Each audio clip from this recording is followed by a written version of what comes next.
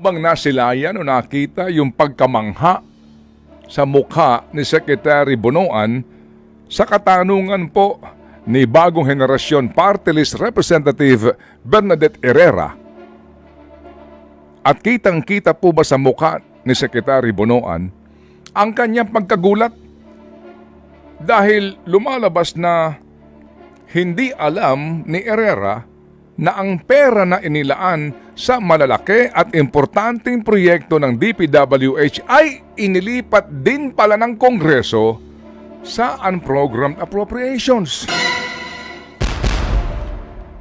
Si Representante Herrera po ay isa sa mga kongresista na bumoto pabor sa ratifikasyon ng 2024 budget. Habang si Senador JV naman ay miyembro mismo ng Bicameral Conference Committee.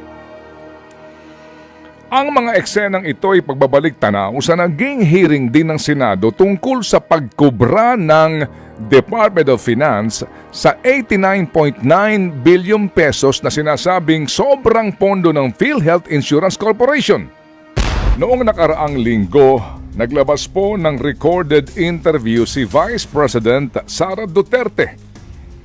Kasama sa interview na ito ang kanyang pahayag tungkol sa pambansang budget.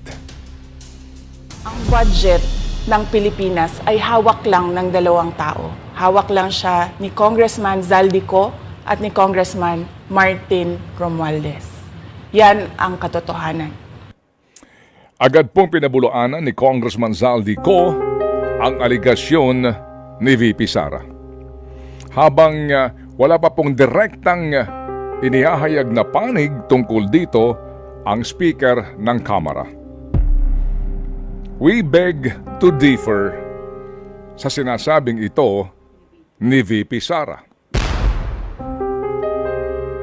Madam VP, we beg to disagree.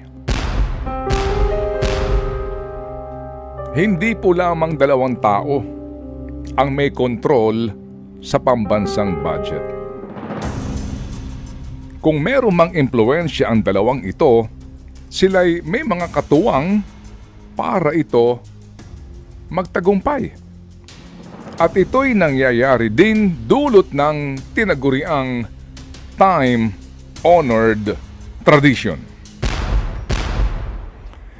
Sa naging pagdinig po sa proposed 2025 national budget sa Senado, ito po'y kamakailan lamang, muli pong nagulat ang ilang senador kung bakit walang kaukulang pondo para sa kasalukuyang taon ang mga napaka-importante at malalaking proyekto ng Department of Transportation na sana'y magbibigay nga po ng benepisyo sa mga mananakay. Kasama rito ang MRT Line 4 project, North-South Commuter Railway System, Cebu Bus Rapid Transit Project, PNR South Long Haul Project, Metro Manila Subway Project, at maging ang Davao Public Transport Modernization Project. Ang aking pong nabanggit na mga proyekto ay kasama sa listahan ng foreign assisted projects na popondohan ng gobyerno ngayong taon. Malinaw po na ito'y nakalatag sa National Expenditure Program o NEP o NEP. Pero nang aprubahan ng Kongreso at pirmahan ng Pangulong Marcos ang General Appropriations Act, napunta sa unprogrammed appropriations ang naturang mga importanteng proyekto. Nangangahulugan na ito po'y inilagay sa hindi na po importanteng mga proyekto at walang kaukulang pondo. Narito ang ilang bahagi ng pagdinig.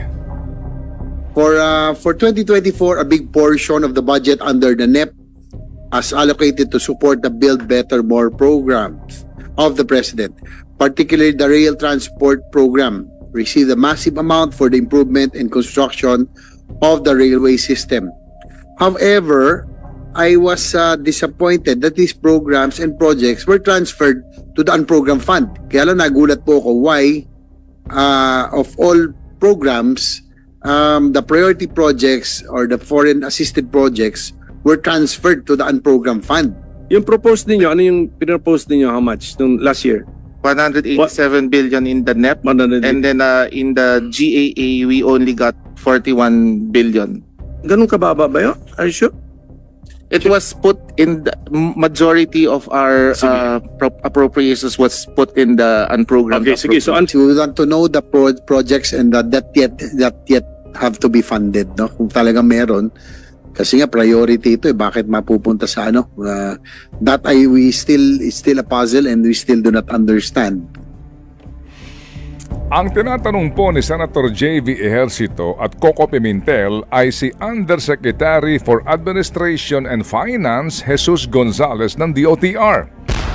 Ika ni Senator J.V., naguguluhan siya kung bakit nangyari ang mga ito. Habang sa Kamara de Representante po naman sa budget briefing ng DPWH, may isang kongresista rin ang nagtanong kay Secretary Manuel Bonoan kung ano ang nangyari sa budget po naman ng foreign assisted projects.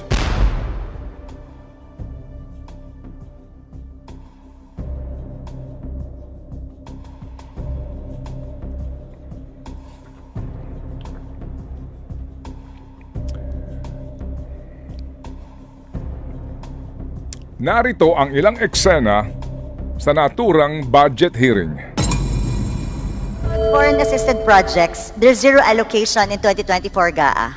Ano pong nangyari doon sa allocation niya for foreign assisted project? For 2024, Your Honor? Yeah. Well, we proposed actually 70 billion in our national expenditure program, but when it came out in the General Appropriations Act, we were surprised actually that there was nothing that has been allocated. Nakita niyo ho ba yung pagkamong... Inyo ho bang nasilayan o nakita yung pagkamangha sa mukha ni Secretary Bonoan sa katanungan po ni bagong henerasyon Party List Representative Bernadette Herrera? At kitang-kita po ba sa mukha ni Secretary Bonoan ang kanyang pagkagulat? Dahil lumalabas na hindi alam ni Herrera na ang pera na inilaan sa malalaki at importanteng proyekto ng DPWH ay inilipat din pala ng Kongreso sa unprogrammed appropriations. Si Representante Herrera po ay isa sa mga kongresista na bumoto pabor sa ratifikasyon ng 2024 budget. Habang si Senador J.V. naman ay miyembro mismo ng Bicameral Conference Committee. Ang mga eksenang ito ay pagbabalik tanaw sa naging hearing din ng Senado tungkol sa pagkubra ng Department of Finance sa 89.9 billion pesos na sinasabing sobrang pondo ng PhilHealth Insurance Corporation.